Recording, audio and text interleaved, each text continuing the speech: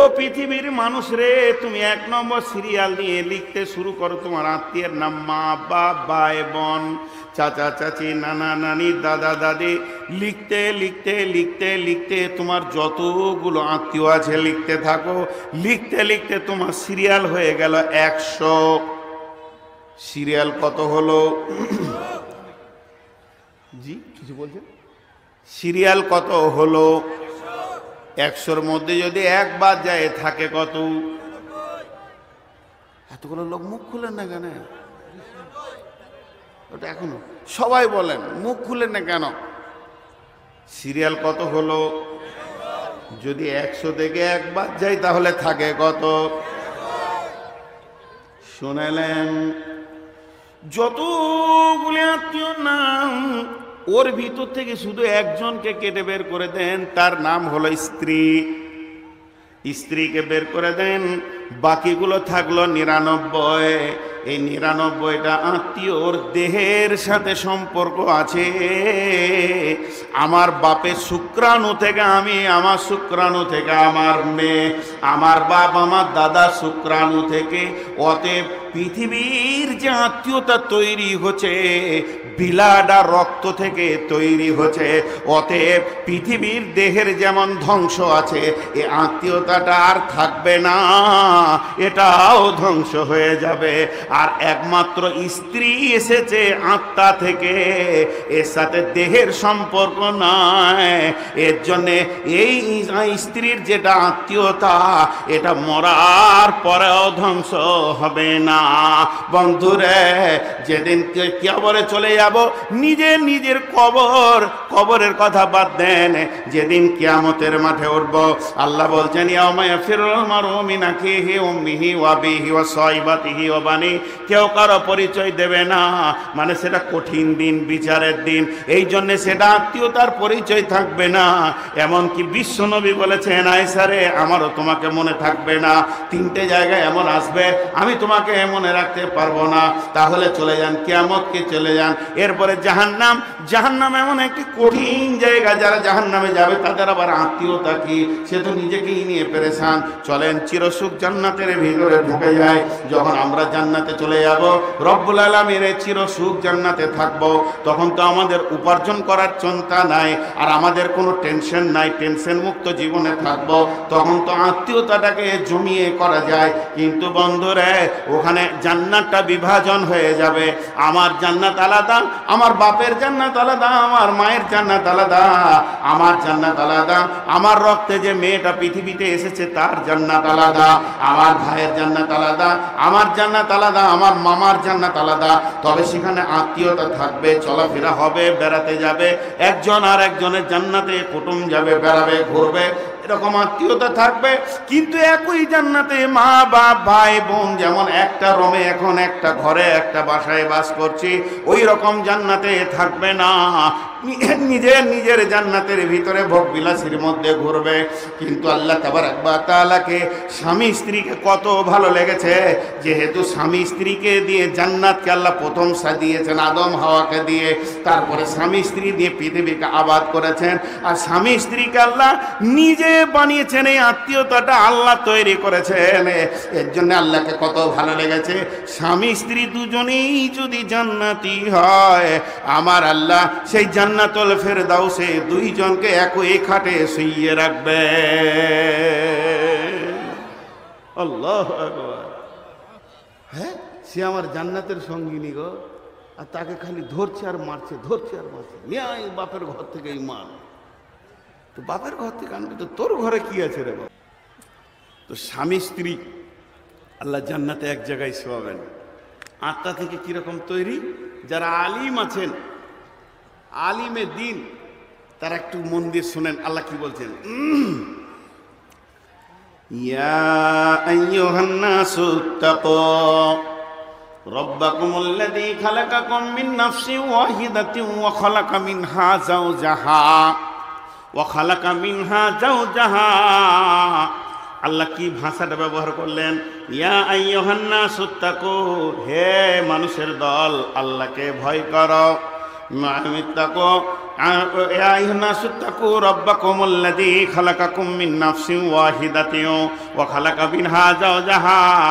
একটা আত্মা থেকে আল্লাহ আদমকে বানিয়ে তার ওই আত্মা সম্পৃক্ত থেকে তার বিবি হাওয়াকে বানিয়েছেন। তার বিবিকে তার আত্মা সম্পৃক্ত থেকে বানিয়েছেন। খালাকা যাওজাহা মিন নাফসিন নাফসিন ওয়াহিদাতিন ওয়া খালাকা মিনহা যাওজাহা। নাফস মানে আত্মা, আত্মা থেকে তার বিবিকে বানানো হলো। চলেন দ্বিতীয় নম্বর আয়াতে, এই আয়াতটা আল্লাহ কত গভীরতা বলেছেন। বিসমিল্লাহির রহমানির রহিম। ওয়া মিন আয়াতিহি আন খালাকানাকুম মিন নাফসিন ওয়াহিদাতিন ওয়া খালাকা মিনহা যাওজাহা।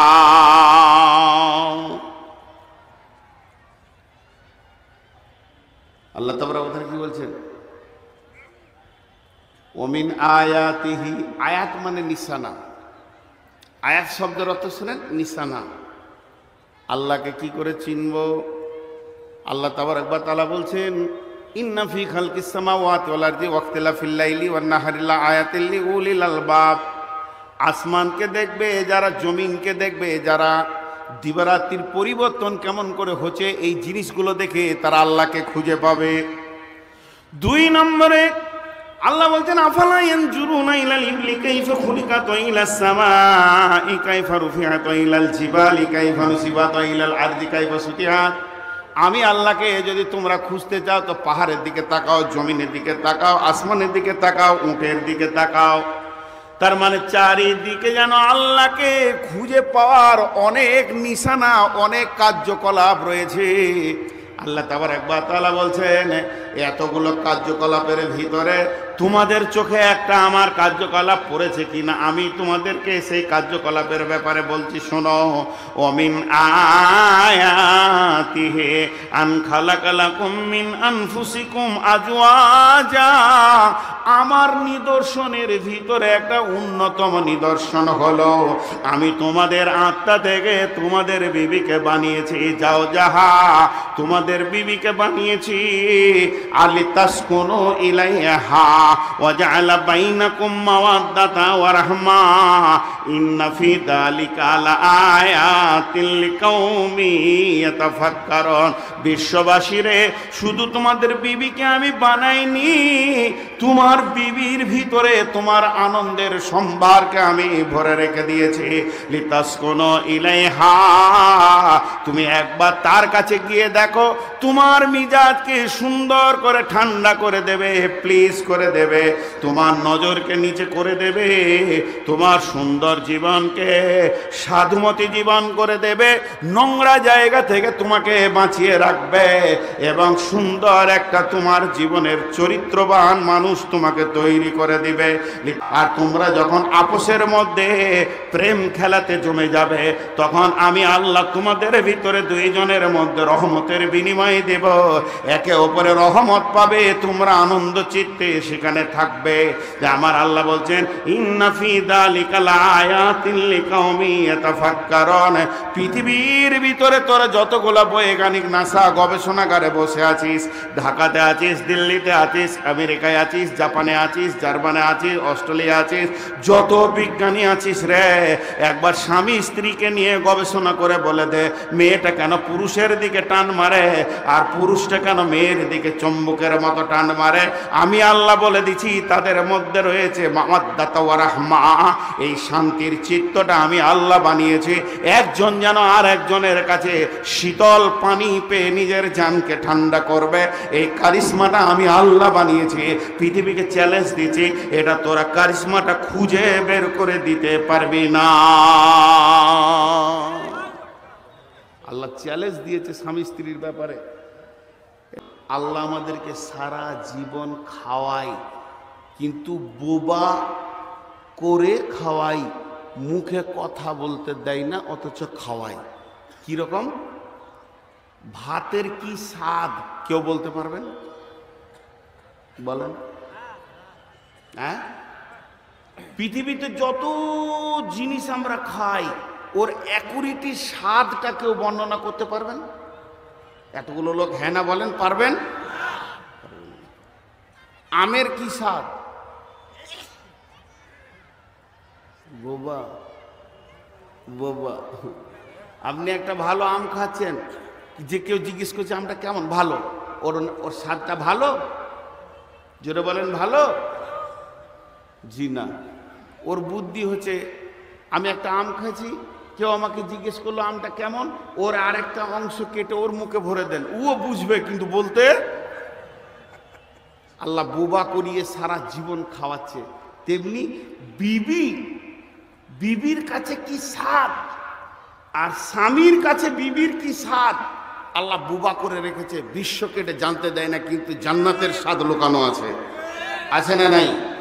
তো আল্লাহ তাবারক ওয়া তাআলা এর জন্য বলছেন, পৃথিবীর মানুষের শোনো, তুমি কত বড় দামি জিনিস তোমার ঘরে রেখেছো, তোমার বিবিকে তুমি একবার অঙ্ক করে দেখবে, ওর ভিতরে আমি আল্লাহ রেখেছি।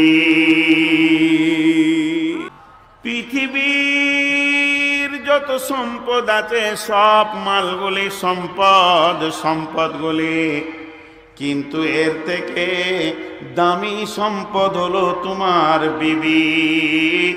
সম্রাট সমসুখী সেই ভিখারে থাকে যদি তার ঘরে আল্লাহওয়ালি নারী। পৃথিবীর বুকে সম্রাটের থেকে সে সুখী যদি তার ঘরে আল্লাহওয়ালি নারী থাকে, নেককার নারী থাকে, পরিষ্কার নারী থাকে।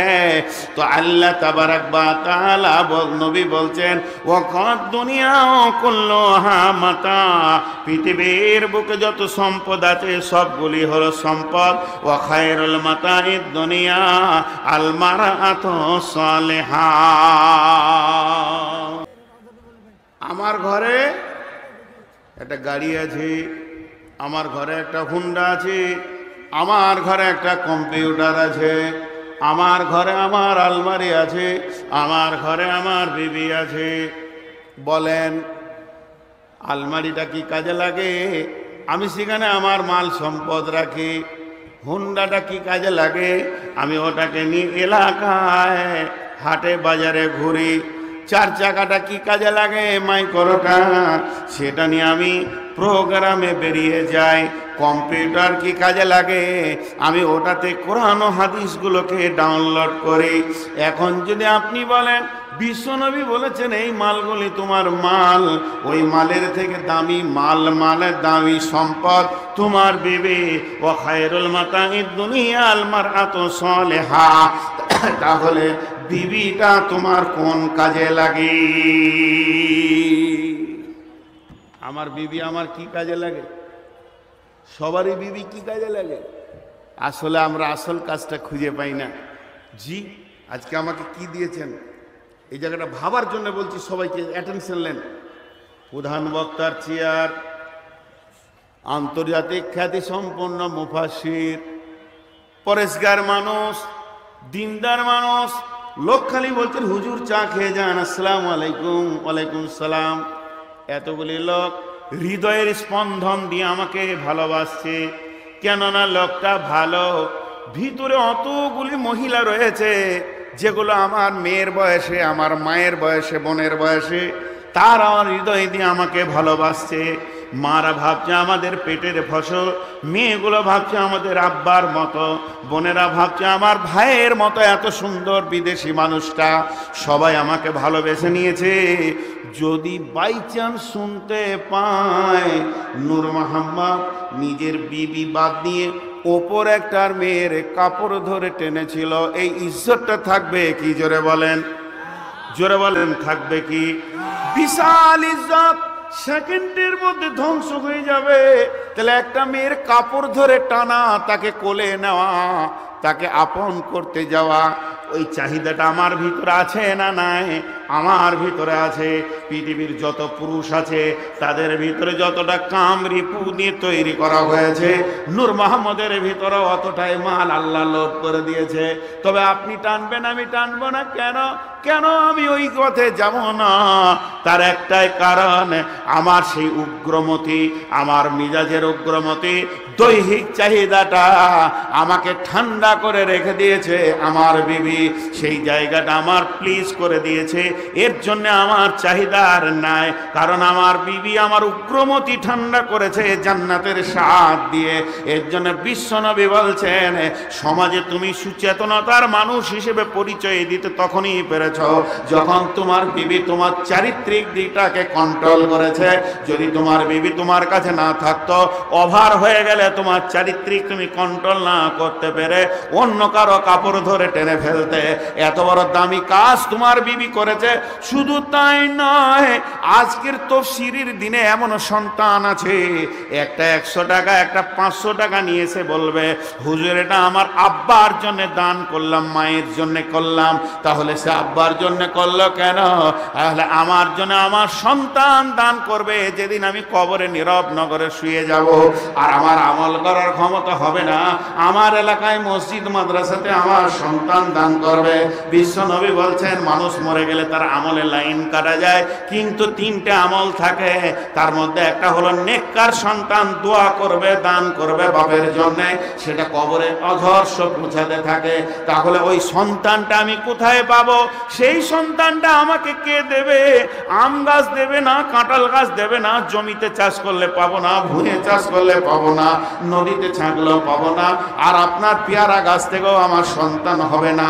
এই সন্তানটা আমার কোলে আমার বিবি আমাকে তুলে দিয়েছে, আমার রক্তের মাল আমাকে আমার ভিটাতে দিয়েছে। এই দামি কাজটা কে করেছে? না আমার বিবি।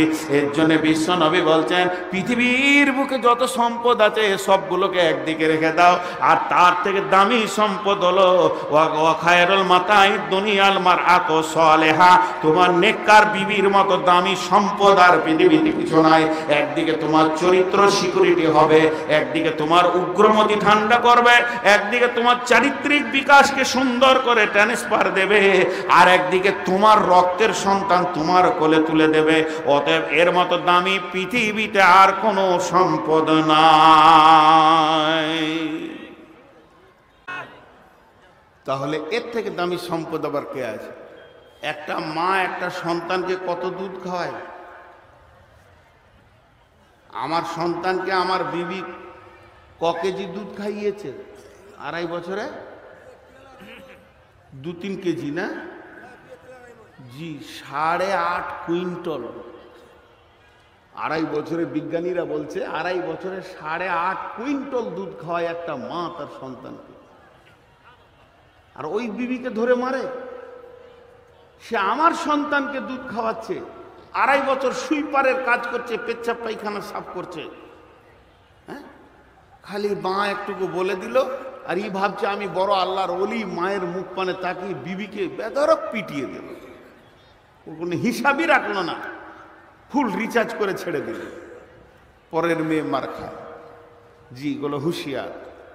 মা সম্মানের ব্যক্তি, মায়ের পায়ের নিচে জান্নাত। মাকে উহ করতে দেওয়া যাবে না, মায়ের ব্যবহারে উহ করা যাবে না, আপনি জাহান্নাম চলে যাবেন। ফাইসালা শেষ, ফাইসালা শেষ। জানেন, একটা মেয়েকে যখন আমি বিয়ে করে নিয়ে আসবো, ওই মেয়েটার 1 নম্বর চাহিদা কি হবে আপনার আমার কাছে? 1 নম্বর চাহিদা, 1 নম্বর সিরিয়াল নম্বর 1। আপনি আজকে বিয়ে করতে গেছেন কোথায়?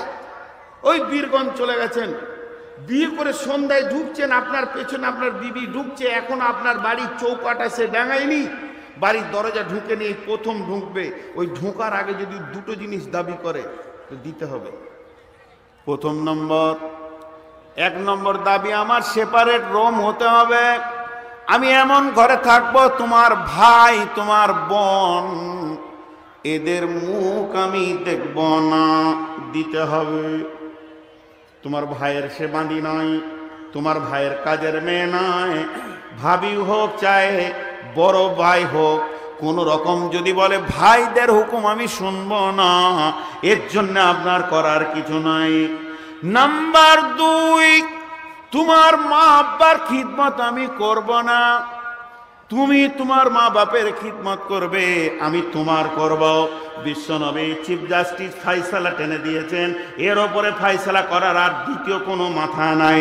আল্লাহর নবী বলছেন, এই পৃথিবীর বুকে যদি কোনো পুরুষকে সাজদার কথা বলা হতো তো মা বাপকে সাজদা করার কথা বলা হতো, আর মেয়েদেরকে যদি সাজদা করার কথা বলা হতো তো স্বামীকে। অতএব মহিলারা স্বামী ছাড়া আর কারো খিদমত করবে না, আর পুরুষেরা মা বাপের খিদমত করবে। আমি আমার মায়ের করব, আমার মা মহিলা হতে পারে, বিছানায় পায়খানা করবে, আমি 2 হাত দিয়ে সাফ করব, পেশাব সাফ করব। আমি কেন আমার বউকে দিব? সে তো ভাড়াটিয়া। তাহলে আমার বউ আর একটা কাজের নার্সিং নিয়েছে, ঘরে রেখে দেন, সে যা করবে বিবিও তাই করবে। তোমার মুখ পানে তাকিয়ে বলতে পারে না, শুধু তোমার মুখ পানে তাকিয়ে তোমার প্রেমের আবদ্ধতায়, তোমার মারের ভয়ে তোমার বাপের লুঙ্গিটা সাফ করে, সে তো হৃদয় দিয়ে করবে না, করবে তো তুমি হৃদয় দিয়ে। মা আব্বা যদি বিছানায় পায়খানা করে দেয়, তুমি হাসতে হাসতে বলে, আব্বা এটা হয়ে গেছে, কোনো ব্যাপার নাই, আমি তোমার সন্তান আছি, 2 হাতে সাফ করবো, আব্বা কোনো দুঃখ করো না। মা বাপের দিলটা ভরে যাবে। আর বহুরা যেটা করে সেটা চাপে পড়ে করে, কাজের মেয়ের মতো। অতএব বিশ্বনবী ফায়সালা করে দিয়েছেন, হে নূর মুহাম্মদ, তুই তোর মা বাপের খিদমত করবি, পেশাব পায়খানা কাপড় সাফ করা থেকে দিয়ে সব কিছু তুই করবি। আর আমার বিবিকে বলছে তুই তোর স্বামীকে দেখবি। অতএব বন্ধুরে, বর্তমানে বউদের ওপরে যে রিমান্ডটা চলছে, একদম মনে হচ্ছে যেন তারা রিমান্ডের মধ্যে আছে। অতএব মা বাপের খিদমত করবে বা সন্তান, আর স্বামীর খিদমত করবে তার বিবি। বোঝে না, বাড়ির সুইপারের মতো কাজে লাগিয়েছে। সকালবেলায় উঠে দেওর কলেজ যাবে, তার জন্য আলাদা নাস্তা। ম্যাডাম মানে নন স্বামীর বোন, সে কলেজ যাবে, তার আলাদা খাবার। এদিকে বাপের আলাদা গরম চা, মা খাবে লাল চা, ই খাবে রং চা, ও খাবে দুধ চা, তারপরে স্বামী আছে, এরপরে সন্তান আছে। মনে হচ্ছে যেন কাজের মেয়ে হোটেলে কাজ করছে, আর এক এক দিক থেকে কাস্টমারের তার উপরে চাপ চলছে। জি, এসি বলছে, ভাবি বাস ধরতে হবে, সকাল 8টার কোচ ধরবে, একটু খিচুড়ি হলে হতো না? আচ্ছা ভাই দিচ্ছি। এদিকে ছোট নন্দই উঠে বলছে, ভাবি আজকে পরীক্ষা ছিল, 11:30টায় বের হবে। চলো, কি র্যাগিং চলছে তার উপরে। একটা মহিলার কাছ থেকে সব থেকে বেশি সময় পাবে কে? স্বামী আর সন্তান। স্বামী আর সন্তান। আজকে সন্তানরা মায়ের কাছ থেকে সময় পায়? পায় না। জি, একটা মজার কথা শোনাই, পত্রিকায় দিয়েছিল। বিমানে মহিলা থাকে, দেখেছেন? যারা বিমানে উঠেছেন দেখবেন, বিমানে মহিলা থাকে, বাছাই করা মহিলা রাখা হয়, দেখতে অতি সুন্দর। তাদের ডিউটি কি? তাদের ডিউটি হচ্ছে কেবিন কুক। তাদের যে কোনো ডিউটি আছে, তারা খাবার দেয় আর কিছু করে। তাদের মেনলি ডিউটি হচ্ছে যে যাত্রীদের, কাস্টমারের মনোরঞ্জন করা, কাস্টমারের মনোরঞ্জন করা। দিয়ে একটা মেয়ে দুবাই গেল বিমানে, সে 6 ঘন্টা গেল, আবার 4 ঘন্টা আসলো, 6 4 10 ঘন্টা ডিউটি করে এরপরে যখন এয়ারপোর্ট থেকে বাসায় ফিরছে, মানে এয়ারপোর্ট থেকে যখন আপনার কিনা নিজের বাসায় যাচ্ছে, তখন কি ঘটনা ঘটছে জানেন? সারাদিন এই যে আমি বকছি, বকতে বকতে বকতে বকতে ক্লান্ত হব কি হব না? আরে বলেন, হব কি হব না? আর যেই নামবো স্টেজ থেকে, আসসালামু আলাইকুম, হুজুর কবে এসছেন, কোন দিক থেকে এসছেন, কিভাবে এলেন, কোথায় যাবেন, আজ কোথায় ছিল, কাল কোথায় যাবেন, পরশু কোথায় যাবেন, ছেলে কেমন আছে, মেয়ে কেমন আছে, বলতে ভালো লাগবে? বলেন আমি ক্লান্ত হয়েছি, বলতে ভালো লাগবে? তো একটা বিমানের মেয়ে 10-15 ঘন্টা ডিউটি করার পর যখন সে বাড়ি ফিরে, বিছানায় লম্বা হয়ে পড়ে যায়।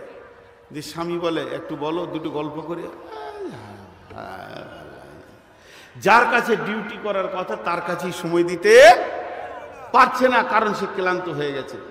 এই জন্য বিমানের মেয়েরা যতই দেখতে সুন্দর হোক, স্বামীকে মনোরঞ্জন দিতে পারে না। এটা কেন বললাম? একটা মা, ছোট্ট একটা, তার 6 বছরের শিশু, 8 বছরের শিশু, 7 বছরের শিশু, কেবলমাত্র 2য় ক্লাসে পড়ছে, 2 এতে পড়ছে, 1 এতে পড়ছে, কিংবা এবার স্কুলে যাবে। এই শিশুটা মায়ের কাছে অনেক বেশি সময়ের অধিকার রাখে। মা তাকে কোলে নেবে, আদর করবে, তার নাকগুলো কানগুলো সুন্দর করে সাফ করবে, বসে বসে বসে বসে তার নখগুলো সাফ করবে। আর মা ছোট ছোট ছোট ছোট ছোট ছোট করে তাকে হাদিস শোনাবে, রসুলের কথা শোনাবে, আল্লাহর কথা শোনাবে। এইভাবে মা তাকে দীর্ঘ সময় দেবে। আর মহিলা দ্বিতীয় সময় দেবে স্বামীকে, মনোরঞ্জন করবে, হাসবে, গাইবে, নাচবে, তাকে আনন্দ দেবে। এই দুই জায়গা হচ্ছে মহিলার ডিউটি। কিন্তু ভোরবেলায় উঠে শ্বশুরের রান্না শাশুড়ির আলাদা, ননদের আলাদা, দেওরের আলাদা, ভাসুরের আলাদা, এই করতে করতে সারা দিন যেন সে আদালতে বাস করছে, চারিদিক থেকে যেন চামড়ার ঘরে বাস করছে, কুকুরে টানাটানি করছে। এই করতে করতে করতে করতে শিশুটা যার হক ছিল মা তাকে বসিয়ে বসিয়ে খাওয়াবে, ওই শিশুটা বলছে মা ভাত দাও। আর মা একটা থালাতে ভাত আর ওটা ডাল সবজি দিয়ে এমনি করে ছুঁড়ে দিয়ে বলছে খেয়ে লেগা, আমার আর তোকে সময় নাই, তোর চাচা ডাকছে, তো ওখানে গরম পানি লাগবে, তোর দাদাকে খাবার দিতে হবে। শিশু আর পেল না। অতএব একটা মাকে বিশ্বের সব থেকে বড় ভার্সিটি বলা হয়েছে। কেন? রবীন্দ্রনাথ বলেছে পৃথিবীর মধ্যে যতগুলি তুমি ভার্সিটি দেখছো সমস্ত ভার্সিটিগুলি ছোট, আপনাদের এই ডিগ্রি কলেজটা ছোট, এর থেকে বড় ভার্সিটি যদি দেখতে চাও মায়ের ওই মাত্র 1.5 ফুটের কোলটা হলো বড় ভার্সিটি। এর থেকে বড় ভার্সিটি তাই একটা মা একটা ছেলেকে খাওয়াতে যাবে তো রসুলের সঙ্গে 50 বার তার পরিচয় ঘটে যাবে। প্রথমে চকে পানি নেবে, বলবে আব্বু হাত দুটা ধোও, আম্মু হাত দুটা ধোও, ছেলে হাত পাতবে, তখন মা বলবে আব্বা বিশ্ব নবী মুহাম্মদুর রাসূলুল্লাহ সাল্লাল্লাহু আলাইহি সাল্লাম বলেছেন হাত দিয়ে খাবার খেতে হয়, নচেত পেটে নোংরা চলে যাবে, 2 হাতটা ধোও। ছেলেটা একটা হাদিস শুনলো, এরপরে বলবে বাবা বসো, 3 তরিকায় 1 তরিকায় বসতে হয়, আল্লাহর নবী বলেছেন এইভাবে খেতে হবে পৃথিবীতে গোলামের মতো। সেই ছেলেটা ভিতরে 2 নম্বর হাদিসটা ঢুকলো। এরপরে বলবে বাবা খাবারের এক ধার থেকে খেতে হয়, মধ্যখানে বরকত নাজিল হয়। এরপরে 3 নম্বর 4 নম্বরে বলবে আঙুল চেটে চেটে খেতে হয়, 5 নম্বরে বলবে বিসমিল্লাহ বলে শুরু করো, আর 6 নম্বরে বলবে আলহামদুলিল্লাহ বলে শেষ করো, খাবারে অবশিষ্ট রেখো না। 7 নম্বরে বলবে, 8 নম্বরে বলবে দস্তরখানা বিছাও, 9 নম্বরে বলবে ডান হাতে পানি পান করো, 10 নম্বরে বলবে 3 শ্বাসে পাস করো। এরপরে বলবে আব্বু হাত দুটা পরিষ্কার করে ধুয়ে নাও। 11 নম্বরে বলবে বাব্বু খাওয়ার পরে বিশ্ব নবী দোয়া পড়েছেন, দোয়াটা সুন্দর করে পড়ে নাও। একটা মা একটা শিশুকে খেতে দিতে গেলে, তার খাওয়া কমপ্লিট করতে গেলে কম করে 40 মিনিট থেকে 1 ঘন্টা লাগবে, তবেই শিশুটা তার মায়ের কাছ থেকে অধিকার পেল। নচেত অধিকার পেল না, থালাটা সবজিটা ছুড়ে দিয়ে বলছে খেয়ে নিগা, সেও তো একদম গরু ছাগলও যেমন খায় শিশুটা খেয়ে নিল। এই ছেলেটা পৃথিবীতে কোনোদিন আদর্শ ছেলে হতে পারে না। আজকে সমাজে আদর্শ ছেলের অভাবে কারণে যে ফ্যাক্টরি থেকে আদর্শ ছেলে হবে, এই ফ্যাক্টরিগুলোর উপরে সংসারের ভিতরে অত্যাচার চলছে। আমার কথা এবং যুক্তির মধ্যে কোনো খারাপই মনে হচ্ছে আপনাদের ওপরে? আর স্বামীরা ভালো স্ত্রী পেয়েছে না কেন? ওর স্ত্রীর যে ডিউটিটা চুষে সংসারে শেষ করে দিচ্ছে। আমাদের হচ্ছে কি ভাইয়ে ভাইয়ে বিয়ে করে যদি পৃথক হয় তো লোক বলবে খারাপ, একসাথে থাকাটাই ভালো। আর দিন ইসলাম বলছে বিয়ে করার আগে পৃথকটা হওয়া, বিয়ে করতে যা, তুই হাঁড়ি পতিলা আগে কিনে রাখ, জুদা হয়ে যা, তারপরে বিয়ে করতে যা। বিয়ে করেছে তোর বউ প্রথমেই ভাত চাপাবে। জি, তাহলে স্বামী পাবে, সন্তানও পাবে, শ্বশুরও পাবে, শাশুড়িও পাবে। আমরা হাদিস কোরআনের বাইরে চলি, তাহলে পৃথিবীর সব থেকে শ্রেষ্ঠ সম্পদ হলো বিবি। কিন্তু আমরা বিবিকে হেয় প্রতিপন্ন জায়গায় রেখেছি। আমরা বিবিকে হেয় প্রতিপন্ন জায়গায় রেখেছি। চলেন নাম্বার 2 আয়াত, বিসমিল্লাহির রহমানির রহিম। হুন্না লিবাসুন লাকুম ওয়া আনতুম লিবাসুন লাহুন্না। আরেকবার বলছি, আল্লাহু আকবার বলারই আয়াত। যদি কারো দিলে এটা ঢুকে তো আল্লাহ আকবার বলবে, নাহলে সুবহানাল্লাহ বলবে। এটা যে কত তথ্য কথা আছে। বিসমিল্লাহির রহমানির রহিম। হুন্না লিবাসুল লাকুম ওয়া আনতুম লিবাসুল লাহুন্না। আল্লাহ কত গভীর কথা বললেন, সুবহানাল্লাহ। এতক্ষণে যাকে এনেছে তো যাই হোক, প্রেমের ছন্দ। পৃথিবীতে কবি, সাহিত্যিক, দার্শনিক ছন্দ, স্বামী স্ত্রীর ভিতরে ছন্দ ব্যবহার করেছে না করে নাই? প্রেমিক প্রেমিকা, ভালোবাসা, তারপরে কত রকম আশিক, মাসুক, বলমি, বালমা, এগুলো হলো প্রেমের ছন্দ। তুমি আমার ভালোবাসা, আমি তোমার ভালোবাসা, তুমি আমার প্রেমিক, আমি তোমার প্রেমিকা, তুমি আমার আশিক, আমি তোমার মাসুক। কত ভাষা, যে যতই ভাষা বলেছে আল্লাহর ভাষার কাছে সব ফেল। আল্লাহ বা স্বামী স্ত্রীকে কি বলছে দেখেন, হুন্না লিবাসুল লাকুম ওয়া আনতুম লিবাসুল লাহুন্না। এত বড় ছন্দ পৃথিবীতে কেউ দিতে পারেনি, কিয়ামত পর্যন্ত পারবে না। আল্লাহ চ্যালেঞ্জ দিয়েছেন, ওয়া ইন কুনতুম ফি রাইবিম মিম্মা নাযালনা আলা আবদিনা ফাতু বিসূরাতিন মিন মিসলি ওয়া দুউ শুহাদাকুম মিন দুনিল্লাহি ইন কুনতুম সাদিকিন। বিশ্ববাসীরে আমি যতগুলো ছন্দ দিয়েছি, যতগুলো রচনা দিয়েছি, রচনা শৈলী যতগুলো ব্যবহার করেছে, বিশ্বের যতগুলো ব্রেন আছে, তোরা একা নয়, এক জায়গায় হয়ে যা। আল্লাহকে বাদ দিয়ে একটা ছন্দ কোরআনের মতো বের করে দিতে পারবি না। আমি আল্লাহ চ্যালেঞ্জ দিচ্ছি, তোরা কোনোদিন পারবি না, এটা তোদের দ্বারা সম্ভব নয়। তো আল্লাহ তাবারক ওয়া তাআলা কত সুন্দর ছন্দ দিয়েছেন, হুন্না লিবাসুল লাকুম ওয়া আনতুম লিবাসুল লাহুন্না। কি সুন্দর ছন্দ। मेहंदी से लिख गोरी हाथों पे मेरी, तू मेरी बलमा का नाम। देखो मैं बलमा को हाथों पे मेरी, दिन दोपहर हर सुबह शाम, तू मेरी बलमा का नाम। কি সুন্দর ছন্দ।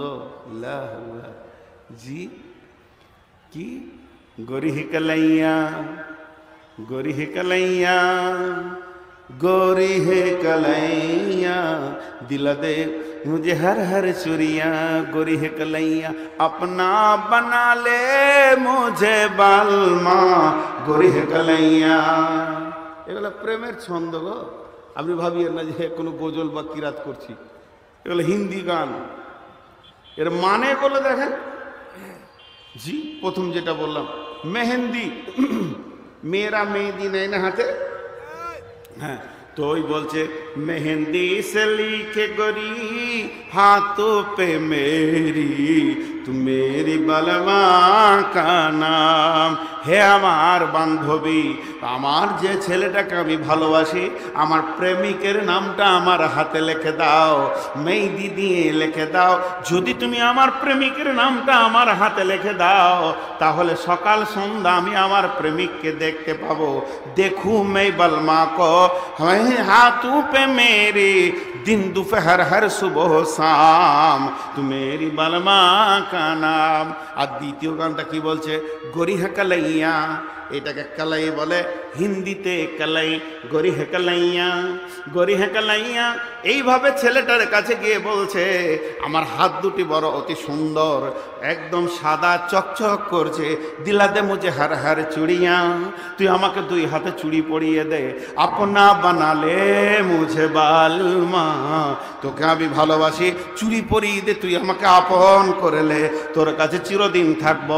অতএব বন্ধুরে, এগুলো হলো প্রেমের ছন্দ, কত কবি, কত সাহিত্যিক, কত বিজ্ঞানী, কত আপনার কিনা দার্শনিক সুন্দর করে করে করে করে করে করে ছন্দ দিয়েছে।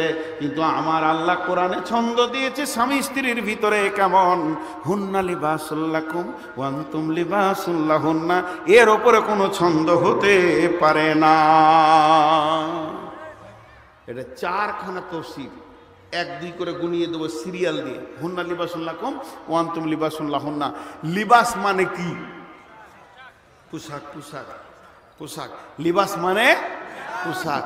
আল্লাহ তাবারক ওয়া তাআলা বলছে, হে পুরুষের দল তোমরা মেয়েদের পোশাক, হে মেয়েদের দল তোমরা পুরুষের পোশাক। জি, মেয়েরা কি পরে? মেয়েরা তাদের গায়ে টাচ করে রেখে গায়ের সঙ্গে লাগিয়ে কি পরে? সালোয়ার পরে, কামিজ পরে, শাড়ি পরে, ব্লাউজ পরে, সায়া পরে। তারা কি পরে?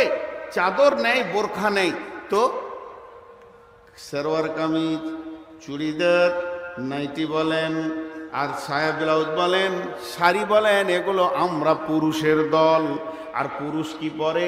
জামা পরে, জুব্বা পরে, গেঞ্জি পরে, ফুল প্যান্ট পরে, আপনার কিনা লুঙ্গি পরে, পাঞ্জাবি পরে, এগুলো মহিলারা।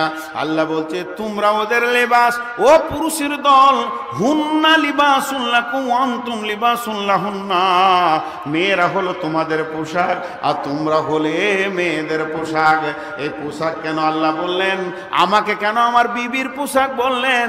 আর আমার বিবি যে গায়ে যেটা আছে সেটা আমি, আর আমার গায়ে যেটা রয়েছে সেটা আমার বিবি। এবার এক দুই করে চারটা গুনিয়ে দিব, যে চলে যাবে সে পাবে না, আসল রসটাই পাবে না। নাম্বার এক, মানুষ কি করে পোশাককে? মানুষ পোশাককে যত্ন করে, ময়লা সাফ করে, আয়রন করে, গোছিয়ে রেখে দেয়, ছুঁড়ে ফেলে না। ছুঁড়ে ফেলেন কি করে? ময়লা হয়ে গেছে, ময়লাকে সাফ করবে, নোংরা হয়ে গেছে দাগ তুলবে, আবার আয়রন মারবে, আলনাতে গোছিয়ে রাখবে। ছুঁড়ে ফেলে কি ফেলে বলেন? আরে এতগুলো লোক হ্যাঁ না বলেন, ফেলে না। আল্লাহ তাবারক ওয়া তাআলা বলছেন, ওরে পুরুষের দল, তোমার বিবি তোমার পোশাক। আপনি এখনই ডাইনিং টেবিলে খেতে বসেছেন, আর এখানে একটা ভাত পড়ে গেছে, সামান্য হলুদ হয়ে গেছে, তো এমনি করে উঠে বলবেন ভাই একটু সাবান দেন। কোনো পৃথিবীর লোক মেনে নিতে পারে না তার কাপড়টা ময়লা হয়ে যাক, নোংরা হয়ে যাক, আর ওই অবস্থায় সে সুস্থ মিজাজে সেটাকে গ্রহণ করে নেয় না। অতএব বন্ধু, আল্লাহ রাব্বুল আলামিন বলছেন, হে নারীর দল তোমার স্বামী তোমার পোশাক, হে পুরুষের দল তোমার স্ত্রী তোমার পোশাক। তাহলে পোশাককে কি করো? সাফ করো। যখন স্বামী গোসল করবে, বিবিরে তোমাকে দূরে থাকলে হবে না, তুমি গোসলখানায় যাও, তোমার স্বামীর পিঠে সাবান দিয়ে দাও, এগুলোতে ময়লা আছে উঠিয়ে দাও, চুলে একটু সাবান দিয়ে দাও, আর কাঁধটাকে সুন্দর করে গোছিয়ে দাও। বিশ্বনবী যখন মসজিদে যেতেন উজু করে, আম্মা জানা এসে বোতাম লাগিয়ে দিতেন, শুধু তাই নয় আতর মাখিয়ে দিতেন। তুমি তোমার স্বামীকে সাজাও। হে স্বামীর দল, তোমার বিবি বাথরুমের ভিতরে ঢুকেছেন গোসল করার জন্য, তুমি কেন বাইরে রয়েছো? যাও, চলে যাও তোমার বিবির কাছে। তোমার সাথে তো তার কোনো লজ্জা নেই, তার গায়ে মাথায় একটু সাবান মাখিয়ে দাও, পিঠগুলো একটু সাবান দিয়ে তার ময়লাকে তুলে দাও, তারপরে তাকে সুন্দর করে সাজিয়ে দাও। সে যখন কসমেটিক্স চাইবে সেগুলো তুমি দিয়ে দাও, তার সঙ্গে তুমি তাকে সুন্দর করে সাজাও, সে তোমাকে সাজাবে, তাকে তুমি সাজাবে। হুন্না লিবাসুল লাকুম ওয়া আনতুম লিবাসুল লাহুন্না। নাম্বার এক। নাম্বার দুই, পোশাক কি করে? পোশাক মানুষের সৌন্দর্যকে বাড়ায়। আমি যে পোশাক পরে আছি আমার সৌন্দর্য বেড়েছে, সমস্ত পোশাকগুলো খুলে দিলে মানুষের সামনে থাকতে পারবো না। যদিও আমি পুরুষের ভিতরে আছি, আমার মেয়ে আমার বিবি যদি মহিলার ভিতরে রাখা হয়, সমস্ত পোশাককে খুলে দেওয়া হয়, তাহলে সে মেয়েদের ভিতরেও থাকতে পারবে না। তার মানে তাকে পোশাক দিতে হবে, তবেই সে সমাজের সামনে দাঁড়াতে পারবে। তাহলে আমার বিবি আমাকে সমাজের সামনে সুন্দর করে সাজিয়েছে, আমার বিবি আমার ইজ্জতকে ঢেকে রেখে দিয়েছে, আমার বিবি আমাকে সুন্দর করে সমাজের সামনে সাজিয়ে দিয়েছে, আমি আমার বিবিকে সুন্দর করে সাজিয়ে দিয়েছি। অতএব পোশাক এমন জিনিস মানুষের সৌন্দর্য বাড়ে। আমার বিবি আমার সঙ্গে যখন থাকবে, কোনো মহফিলে যাব, কোনো জায়গায় যাব, বিয়েতে যাব, অনুষ্ঠানে যাব, বিবিকে যদি সঙ্গে করে নিয়ে যায় তাহলে সেখানে আমার ইজ্জত বাড়বে। আমার বিবি যদি তার বাপ ভাইয়ের বাড়ি যায়, আমি যদি তার সঙ্গে যাই, তার সৌন্দর্য বাড়বে। এর জন্য আল্লাহ বলছেন, হে স্বামীর দল, তুমি তোমার বিবির সঙ্গে তার মা বাপের বাড়িতে গিয়ে তার সৌন্দর্য বাড়াও। হে স্ত্রীর দল, তোমরা তোমার স্বামী যেখানেই বেড়াতে যাবে তোমাকে ডাকবে, তুমি সঙ্গে গিয়ে তার সৌন্দর্য তুমি বাড়াবে। যেহেতু হুন্না লিবাসুন লাকুম ওয়া আনতুম লিবাসুন লাহুন্না, পোশাক যেমন সৌন্দর্য বাড়ায় তেমনি তোমরা আপোষে একে অপরের সৌন্দর্য বাড়াবে।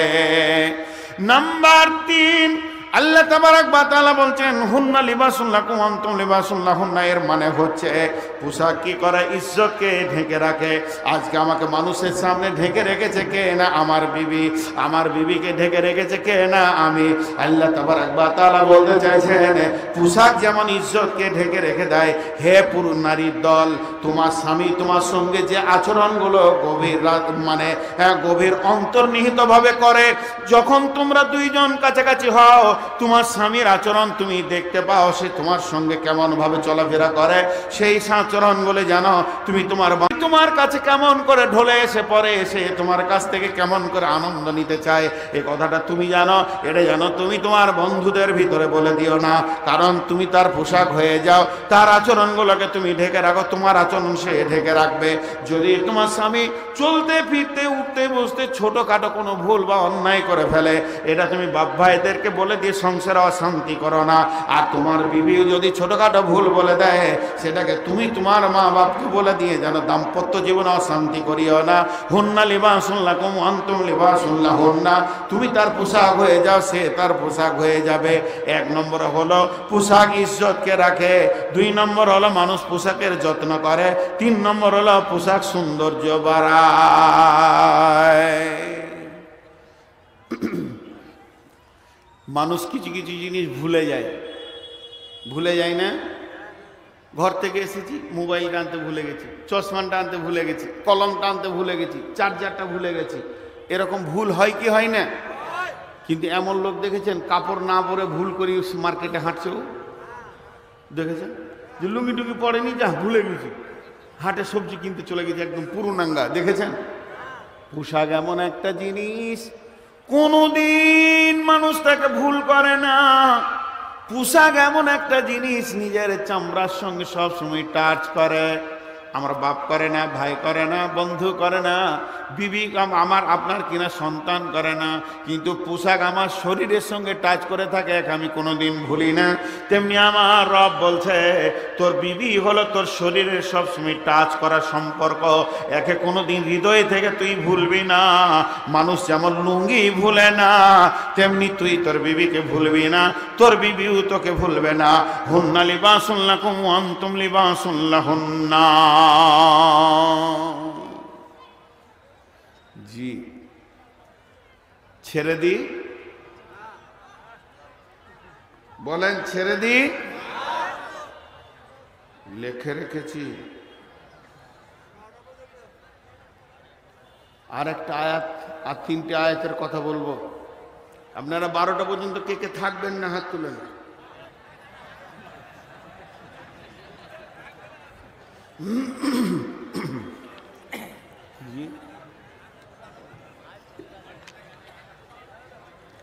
যতটি লোক বসে আছেন, আমি আপনাদেরকে, আমি নূর মোহাম্মদ কোনোদিন এরকম ভাবে বলি নাই যে বসেন, দামি কথা বলছি, কিন্তু আর 2-3টে আয়াতের তর্জমা শুনে তারপরে যাবেন। আল্লাহ কত গভীর কথা বলেছেন। টোটাল মেয়েদেরকে আল্লাহ 3টে ভাগ করেছেন। কয়টা ভাগ করেছেন? কয়টা ভাগ বললাম? প্রথম 2টা ভাগ করেন। এক শ্রেণীর মেয়ে আছে যাদের স্বামী আছে, আর এক শ্রেণীর মেয়ে আছে যাদের স্বামী, তাহলে ক ভাগ হলো? 2 ভাগ। এবার যাদের স্বামী আছে তাদের 2 ভাগ। কারো স্বামী খুব ভালো আর কারো স্বামী খুব খারাপ, তাহলে টোটাল ক ভাগ হলো? 3। একজনের স্বামী নাই, একজনের স্বামী আছে তো খুব পরিষ্কার দিনদার, আর একজনের স্বামী আছে কিন্তু খুব খারাপ। মাশাআল্লাহ। এটা উত্তর দিব আগামী মাসে, ফেব্রুয়ারি মাসে 6 তারিখে ইন্ডিয়াতে, বিহারে চলে যাবে। সবাই জানে যে নূর মোহাম্মদ প্রশ্নের উত্তর দেয় না, তারপরে প্রশ্ন করে। দেখেন এই ভাগগুলো আল্লাহ কেমন করেছেন। আপনাদেরকে বিষয়টা খারাপ লাগছে নাকি?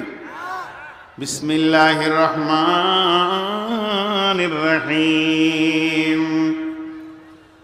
ضرب الله مثلا للذين كفروا امرأة نوح وامرأة لوط كانت تحت عبدين من عبادنا صالحين فخانتهما فلم يغني عنهما من الله شيئا وقيل ادخلا النار مع الداخلين। যাদের স্বামী ভালো, যাদের স্বামী পরেশগার, যাদের স্বামী দিনদার, তাহাজ্জুদের নামাজ পড়ে, 5 ওয়াক্ত নামাজ পড়ে, কোনো নামাজ যারা ছাড়ে না, সমস্ত রোজা পালন করে, ওই মেয়েটি যদি মনে মনে করে এত দামি স্বামী পেয়েছি, আমার নসিব কত ভালো, আমি জীবনে আমল না করলেও জান্নাতে চলে যাব, স্বামীর সঙ্গে আমি জান্নাতি হয়ে যাব। আল্লাহ বলছে হবে না, হবে না, হবে না রে, হবে না। তোকে নিজের আমল নিজেই তৈরি করতে হবে, এই রকম কোনো সিস্টেম আমার কাছে নাই। তাহলে শুনেলে পৃথিবীর ভিতরে যতগুলি নবী এসেছিলেন, 2 নবীর বিবি জাহান্নামে থাকবে। তার নবীর বিবি ছোটখাটো ছেলের বিবি নয়। আল্লাহ কি কথা শব্দ ব্যবহার করছেন, তাহাত আবদাইনি মিন ইবাদিনা, তাহাত আবদাইনি মিন ইবাদিনা। ওই 2 বিবির স্ত্রীদেরকে আল্লাহ বলছেন হতভাগী রে, কলঙ্কিনী রে, ওরে বদনসিব মেয়ে রে, তোদেরকে এমন স্বামী দিয়েছিলাম, পৃথিবীর সেরা চরিত্রবান সন্তান দিয়েছিলাম, নবীদের মতো চরিত্রবান আর কে হয়? তোকে কত আমি ক্ষমতা দিয়েছি, নবীর বিছানায় তুই উঠবে, নবীর বিছানায় তুই শুবে, নবীর বালিশে তুই মাথা দিবি, নবীর লেপের ভিতরে তোর জীবন কাটবে। এত দামি যুবকের কাছে তোকে আমি করে দিলাম, তারপরেও তোরা নবীকে মানতে পারলি না। গোপনে গোপনে তোদের তাগুত শক্তির সঙ্গে আর তোদের গোপন আতাআত ছিল, তাদের সঙ্গে তোদের লেনদেন ছিল।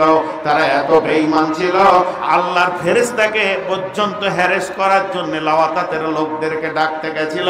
তাদের সমকামিতা ছিল রোগ, সেই জামায় সমকামিতা চলতো, পুরুষে পুরুষে, নারীতে নারীতে, এই সমকামী কওমে লাওয়াতাত। তারা এমন মেয়েগুলো জমে গেছিল, বেঈমানদের সঙ্গে তারা হাত মিলিয়েছিল, এমনকি আল্লাহর ফেরেশতাদেরকে অপমান করার চেষ্টা করেছিল। তো আমার আল্লাহ বলছেন ওয়াকানাত মিনাল কানিতিন। আল্লাহ তাবারাক ওয়া তাআলা বলছেন তাহাত আবদাইন মিন ইবাদিনা সালিহাইন ফাখানাতাহুমা ফালাম ইগনি আনহুমা মিনাল্লাহি শাইআ ওয়া কিলা আদখুলান নারা মা'আদ দাখিলিন। এই 2টি নবীর বিবি চিরদিন তারা জাহান্নামের আগুনে দাও দাও দাও দাও করে জ্বলবে, তাদেরকে কেউ জাহান্নাম থেকে বাঁচাতে পারবে না। নবীর বিবি হয়েও তারা নিজেকে জাহান্নাম থেকে বাঁচাতে পারলো না। ওই 2টি নবীর নাম কি? একটা নাম হলো নূহ আলাইহিস সালাম, আর একটা হলো লূত আলাইহিস সালাম। নূহ আর লূতের বিবি চিরদিন জাহান্নামে চলে যাবে।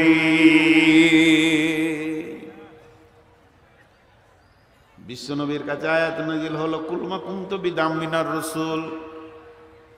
আয়াতটা যখনই নাজিল হয়ে গেল, বিশ্বনবী সঙ্গে সঙ্গে আম্মা জান ফাতেমাকে ডাকলেন, মা ফাতেমা রে, শোন রে মা আমার, ওরে ভাই হোসেন, ওরে ভাই হাসান, ও আলী, আমার কাছে আল্লাহ তাবারাক ওয়া তাআলা তা জিবরাইল মারফতে কোরআন নাজিল করেছে।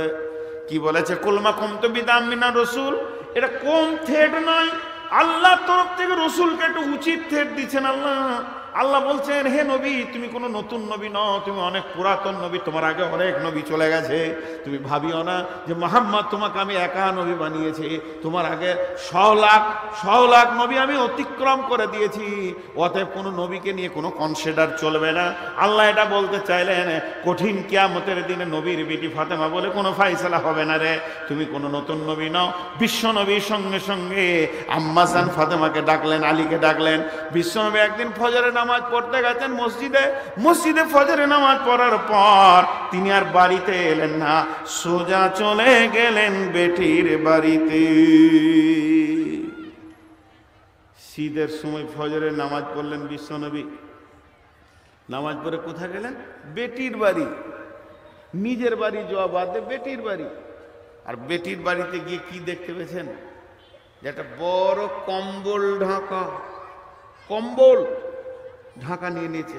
কজন? 4 জন। দুটো বড় বড় মাথা, কম্বলের ভিতর থেকে এরকম মাথাটা বোঝা যাচ্ছে এরকম। তো দুটো বড় মাথা আর দুটো ছোট ছোট মাথা লাফিয়ে বেড়াচ্ছে। নবীজি দাঁড়িয়ে দেখছেন। নবীজি আইডিয়া করছেন, এটা আমার মেয়ে ফাতেমা, এটা আমার জামাই আলী। আর দুটি ছোট ছোট মাথা যেন চঞ্চল, ত্রিং ত্রিং করে খালি লাফাচ্ছে। এই দুটিকে হুসেন হাসান। তারা ভিতরে চিল্লাইছে। শীতের সময় ফজরের পর একটা কম্বলে 4টা প্রাণী, ছোট ছোট মাথাগুলো বলছে, এটা কার হাত? হোসেন বলছে এটা আব্বার হাত। হাসান বলছে না, এটা মায়ের হাত। বলে দেখি কে হারলো, কে জিতলো, কার হাত। আপোষের মধ্যে আনন্দ করছে, মা বাপের হাতগুলোকে ধরে তারা আনন্দ করছে। বিশ্বনবী অনেকক্ষণ দাঁড়িয়ে দেখছেন, এখানে আমার আলী আছে, এখানে আমার ফাতেমা আছে, এখানে আমার হোসেন আছে, হাসান আছে। আল্লাহর নবী থাকতে পারলেন না, কম্বলটা তুলে তিনিও তাদের ভিতরে ঢুকে গেলেন। আর ঢুকে যাওয়ার পর একদিকে আলীকে নিলেন, একদিকে ফাতেমাকে নিলেন, আর হাসান হোসেনকে নিলেন। 4টা মাথা, বিশ্বনবীর মাথা নিয়ে 5 নম্বর মাথা এক জায়গায় জমা করার পর আল্লাহর নবী আল্লাহকে বলছেন, আল্লাহুম্মা হাদিহি আহলি, এ আল্লাহ এটা হলো আমার পরিবার, এরা আমার কলিজার টুকরা। এদেরকে যদি কেউ পৃথিবীতে কষ্ট দেয় আল্লাহ তাকে তুমি ছাড়িও না। আর এদেরকে যারা ভালোবাসবে, ও দয়াল মাবুদ গো, তাদেরকে তুমি ভালোবাসিও। এটা আমার আহাল, এটা আমার পরিবার। এই হোসেন হাসান ফাতেমা আলী, এটা এগুলো আমার আহাল। বিশ্বনবী সেই রকম আহাল, সেই রকম মহব্বতের, সেই রকম প্রিয়দেরকে ডেকে বলছেন, কুলমা কুনতু বিদাম মিনার রাসূল। ও বেটি ফাতেমা রে, এই মাত্র আয়াত নাজিল হলো, আল্লাহ তাবারাক ওয়া তাআলা জিবরাইল মারফতে আমার কাছে খবর পাঠালেন আমি কোনো নতুন নবী নয়। অতএব আল্লাহ বলতে চাইছে, মা ফাতেমা রে, কঠিন কিয়ামতের মাঠে নবীর বিটি ফাতেমা বলে কোনো কনসিডার হবে না, কোনো রকম কোনো মানে ছাড় দেওয়া যাবে না। নিজের আমলের ময়দানে রেডি হয়ে যাও। এই কথা যখনই বললেন, আল্লাহর নবী তাদেরকে সাবধান করে দিলেন, ওরে আমার মা, ওরে আমার বোন, ওরে আমার বেটি, যদি নবীর বেটি ফাতেমা এই সুযোগটা না পায়, আম্মা জান আয়েশাকে আল্লাহর নবী বলছেন, সালাসাতা বাওয়াতিনা ফালা ইয়াজকুরুনা আহাদুন আহাদান। 3টে মওকা এমন আসবে কঠিন কিয়ামতের দিনে, কেউ কাউকে মনে রাখতে পারবে না রে আয়েশা। ওই মহড়া 3টে বড় কঠিন হয়ে দাঁড়াবে। ওতে ও আমার বোন, আমার স্বামী যতই নেককার হোক না কেন, স্বামীর আমলে কোনো বিবি জান্নাতে যেতে পারবে না। তবে এটা ঠিক, স্বামীর আমলে বিবির ভাগ আছে, আর বিবির আমলে স্বামীর ভাগ নাই। এটা জেনেলেন। আমি এই যে রাতে বায়ান করছি, যদি একটাও নেকি পাই তা আমার বিবি আধখানা পাবে। কিন্তু বিবি যদি আজ রাতে কোনো নেকি করে থাকে, ওটা আমি ভাগ পাবো না, ওটা ওর একা। এটা ফাইসালা রসুলের। তো এটা হলো না। তাহলে যাদের স্বামী বদ, সেই মেয়েগুলো কি জাহান্নাম যাবে? আমার অনেক মা আছে আজকের প্যান্ডেলে, আমার অনেক বেটি আছে, তারা মনে মনে ভাবছে, বাপজি স্বামীর আমলে তো জান্নাতে যাওয়া যাবে না, তবে আমার স্বামী হলো মাতাল, আমার স্বামী হলো জুয়ারি, আমার স্বামী হলো ঘোষখোর, আমার স্বামী হলো বদমাস, লম্পট, দাগাবাজ, খুনি, ডাকাত, আমার স্বামী মানুষ মেরে বেড়ায়, আমার স্বামী সমাজে চুরি করে সুদ খায়। এত নোংরা স্বামী আল্লাহ আমাকে দিয়েছে, তাহলে কি আমি স্বামীর কারণে জাহান্নাম চলে যাব? আমার আল্লাহ বলছে আমি বড় ইনসাফ করনেওয়ালা। ওয়াকুদিয়া বাইনাহুম বিল হাক্কি ওয়া হুম লা ইউজলামুন। যেমন তোমার স্বামীর নেকি তুমি ভাগ পেলে না, তেমনি স্বামীর গুনার ব্যাপারে তোমাকে কোনো বোঝা বহন করতে হবে না। তার একটা মিসাল আল্লাহ দিচ্ছেন, ওয়া দারাবাল্লাহু মাসালাল লিল্লাযিনা আমানু ইমরাআত ফিরআউনা ইয ক্বালাত রাব্বি ইবনি লি ইনদাকা বাইতান ফিল জান্নাতি ওয়া নাজ্জিনি মিন ফিরআউনা ওয়া আমালিহি ওয়া নাজ্জিনি মিনাল কওমিদ যালিমিন। পৃথিবীর বুকে যতগুলি মানুষ এই পর্যন্ত এসেছে আর কিয়ামত পর্যন্ত যতগুলি মানুষ আসবে, সব থেকে বড় জালেম কাকে বলা হয়েছে? এত বড় জালেম আর নাই। কোরআন যাকে জালেম বলে ঘোষণা করেছে তার নাম হলো ফেরাউন। ফেরাউনের বিবি আসিয়া চিরসুখ জান্নাতে বাস করবে। আল্লাহ বলছে আসিয়া জান্নাতে যাবে। তোর স্বামী যদি চোর আর সুদখোর হয়, এর জন্য যে তোকে আমি জাহান্নামে দিব তা? সুদ যে ইনকাম করে সে খায়, বাকি কেউ খায় না। তো আল্লাহ তাবারক ওয়া তাআলা বলছে এ জান্নাতে যাবে। কেন? যে করেনি। কেন? আসিয়ার উপরে অত্যাচার চলছে, আসিয়াকে অত্যাচার চলছে, আসিয়ার উপরে অত্যাচার চলতে চলতে চলতে চলতে মানসিক চলতে চলতে শারীরিক নির্যাতন শুরু হলো। ফেরাউনের দাবি তোকে আমাকে আল্লাহ বলতে হবে, আসিয়ার দাবি আপনাকে আমি স্বামী বলে মেনে নিব, স্বামী হিসেবে যা করার আছে সব করব, কিন্তু আমি কোনোদিন আল্লাহ বলতে পারবো না। আল্লাহ পারে না, পারে না, বুঝিয়ে বুঝিয়ে পারে না। শেষকালে শারীরিক অত্যাচার শুরু হলো। শেষকালে এবার মেরে দেবে, জানে আসিয়াকে আর রাখবে না। তখন কিরকম অত্যাচার শুরু হলো? তখন কোনো মুফাসসিরের মত যে ফেরাউন তার শ্বশুর শাশুড়ি শালা শালিদেরকে ডেকে পাঠালে, যে বলছে তোদের বেটিকে বুঝা, আমাকে আল্লাহ বলবে কিনা। কারণ এরা মেনে নিয়েছে, শ্বশুর শাশুড়ি মেনে নিয়েছে। তখন শাশুড়ি শ্বশুর বলছে বেটি কি ঝামেলায় যাবি, আল্লাহ বলেলে সুখে থাকবি। মা বাপকে উত্তর দিল পৃথিবী সব ছেড়ে দিব, আল্লাহকে পারবো না, ওকে আমি আল্লাহ বলতে পারবো না। মা বাপ বুঝিয়ে যখন পারলো না, ফেরাউনকে বললো বাবা জামাই তোমাকে আমরা রব বলে মেনেছি, মানছে না, তোমার যা মন যাবে করো ওকে, আর আমরা ঘরে উঠতে দিব না। শ্বশুর কুলের দরজা, বাপের কুলের দরজা বন্ধ হয়ে গেল। ফেরাউন বলছে বেঈমান তোর বাপের কুলের দরজা বন্ধ, এই বলে কি তুই আমার খাবি, আমার ঘরে থাকবি, আর আমার বিরুদ্ধে কথা বলবি? সারা সারা সারা দেশ আমাকে আল্লাহ বলে মানবে, তুই মানবি না, তাহলে আমার ঘরের দরজা তোর বন্ধ। একদিকে বাপের কুল গেল, একদিকে শ্বশুরের কুল চলে যাচ্ছে। যখন দুই কুল চলে গেল, স্বামীর কুল বাপের কুল দুই কুল গেল, আসিয়াকে নিয়ে গিয়ে শুইয়ে দেওয়া হয়েছে। কোথায় শোয়ানো হয়েছে? কোনো নরম বিছানায় নয়, কোনো মাটিতে নয়, আসিয়াকে শোয়ানো হয়েছে কোনো আপনার কিনা ঘাসের ওপরে নয়, আসিয়াকে শোয়ানো হয়েছে কাঁচের ওপরে, কাঁচকে ভেঙে দিয়ে। আর একটা তফসির বলছে তক্তা পাটার ওপরে তার কাটাকে দিয়ে উল্টিয়ে দিয়ে শুইয়ে দেওয়া হয়েছে, আর তার চার হাত পায়ে খোঁটা দিয়ে বেঁধে দেওয়া হয়েছে। বড় একটা পাথরকে বুকের ওপরে সৈন্যরা ধরে আছে। আর ফেরাউন বলছে তোকে এটা লাস্ট চান্স দিচ্ছি, আল্লাহ বলে মানবি কিনা বল, আল্লাহ বলে মানবি কিনা বল। একবার দুইবার তিনবার লাস্ট চান্স যখন বলেছেন, হযরত আসিয়া মুখ খুলে দিয়েছেন রব্বি ইবনি লি ইনদাকা বাইতান ফিল জান্নাতি ওয়া নাজ্জিনি মিন ফিরআউনা ওয়া আমালিহি ওয়া নাজ্জিনি মিনাল কওমিজ যালিমিন। রব্বি ইবনি লি ইনদাকা বাইতান ফিল জান্নাহ, হে আমার রব তোমার জান্নাতের ভিতরে আমার ঘরটা রাখিও, তোমার জান্নাতে আমার ঘর রাখিও। আমার দুই কুলের ঘর আগে চলে গেছে, স্বামীর কন্যায় বাপের কন্যায়, তোমার ঘর জান্নাতের কাছে আমার ঘরটা রাখিও। এই আল্লাহ তুমি আমাকে নাজাত দাও এই বদ চরিত্র স্বামী থেকে, তার আচরণ থেকে, এবং আমাকে নাজাত দাও এই রকম একটা দুষ্ট দ্রুহ দুশ্চিন্তার একটা নোংরা ফ্যামিলি থেকে। এমন সময় ফেরাউন পাথরটা ছেড়ে দিল।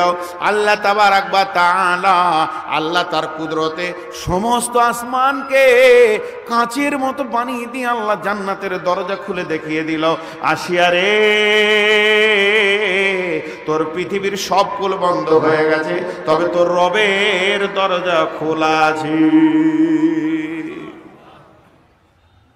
ফেরাউনের বিবি আসিয়া জান্নাতে চলে গেল। তাহলে বিয়ে হওয়া মেয়েগুলোর সমস্যা মিটলো। তাহলে যাদের বিয়ে হয়নি, যাদের বিয়ে হয়নি এরা কি করবে? জি, এদের তো কোনো বাটখারাও নাই, ওজন করারও কেউ নাই, যা মন যাবে তাই করবে, খালি মার্কেটে ঘুরে বেড়াবে আর কসমেটিক্স কিনবে, বাস, আর কিছুই নাই। বাংলাদেশের মহিলা যে এত হোটেল প্রিয়, ওরে সুবহানাল্লাহ, ভাগ্য জানে আল্লাহ বাংলাদেশে বিয়ে আমার দেয় নাই। হোটেলেই পড়ে থাকে, খালি খেয়েই যেছে, খেয়েই যেছে, লজ্জাও নাই, শরমও নাই। জি, আল্লাহ এদের জন্য বলছেন যাদের স্বামী নাই, স্বামীহীন মহিলা, ও আমার বিটির দল, কান করে শোনে মা, আমার আল্লাহ কি বলছেন।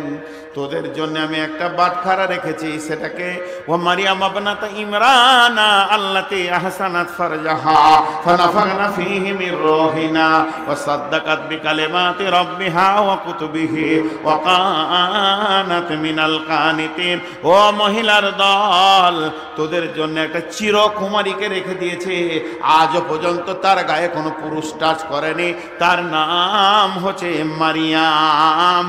এত সুন্দর মেয়ে, এত দামি মেয়ে, ওই মেয়েটি কত দামি, তাকে পৃথিবীর কোনো পুরুষ টাচ করলো না। মারিয়াম ইবনাত ইমরানা, ইমরানের মেয়ে মারিয়াম, সেই মেয়েটা কত দামি। আল্লাতী আহসানাত ফারজাহা, ফারজাহা, ফারজাহা, ফারজাহা, এই কথাটা কেন বারবার বলছি?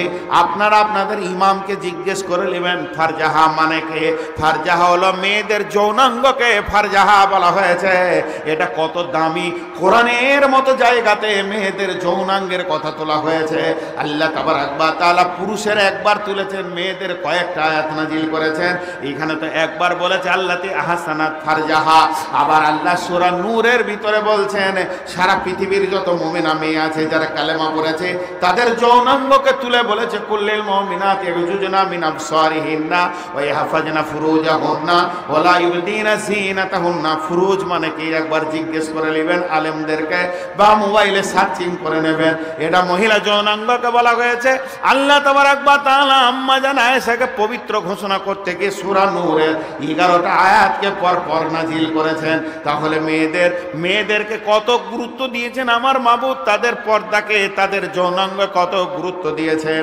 যে আমার আল্লাহ বলছে, দেখ মারিয়ামের দিকে তাকিয়ে দেখ, এই যুবতীটা, এই সুন্দরীটা, সে তার জীবনের সব শোকে সামালে তার নিজের ইজ্জতের হেফাজত করেছে। আর ইজ্জতের হেফাজত করার কারণে আমি আল্লাহর কাছে কত গ্রহণযোগ্য হয়ে গেছে, কত ভালোবাসার হয়ে গেছে। আমি আল্লাহ তাবারাক ওয়া তাআলা ওই রকম মেয়ের ভিতর থেকে একটা সন্তান নিলাম, পুরুষ টাচ করলো না, সন্তান হলো। এটা আমি আল্লাহর কারিশমা, বিশ্বকে আমি দেখালাম। ওয়াকান, সম্মান দিয়ে সম্মানের সম্মানিত ভূষিত করলাম। মারিয়ামের বিয়ে হয়নি, সন্তান হয়েছে, তাতে তার ইজ্জত বেড়েছে না কমেছে?